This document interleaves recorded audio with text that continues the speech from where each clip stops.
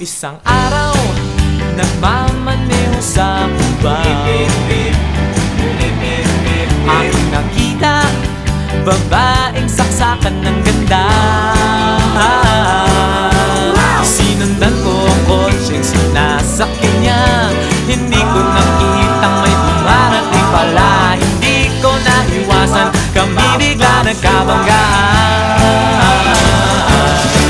Nung magkamalay, ay nasa ospital na ako.